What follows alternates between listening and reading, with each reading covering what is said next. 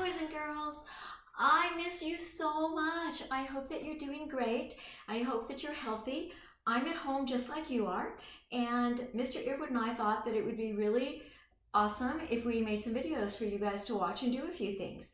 So I thought, because it's spring now, it would be fun to make some origami butterflies. We've done origami before, and I made some with origami paper. I also made some with just some scraps I had.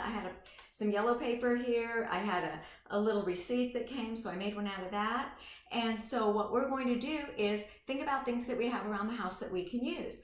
I've got an old envelope here, some more receipts, an ad that came, and then just a yellow striped lined piece of paper.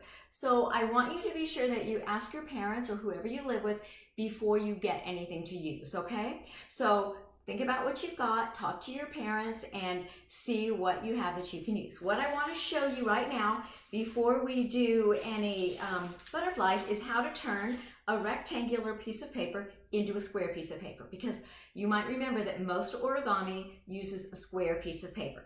So this is the way to do it. It's super, super easy. You just take your piece of paper and take one corner and bring it all the way over so that the bottom edge of the paper lines up with the side edge, like this. And remember that in origami, we want to be very precise, just right. So I'm going to fold that, and now I've got this, you can see this like a triangle there. These two edges line up just right, and now I have this extra flap. This extra flap needs to come off, and then what I have left will be a square. So what I'm going to do is I'm going to just fold this over so I know where I'm going to tear it. And I'm going to fold it again this way. Now, if you have a scissors, you can just cut that edge off. If you don't have a scissors, I'm going to show you what to do. I love to do this. I love to do things that are just kind of a little bit different. I'm just going to keep folding it back and forth on that same line and pressing it really, really well so that I get a nice crease. And then when I feel like I have a nice crease and the paper gets thinner and thinner, then I'm just going to tear it.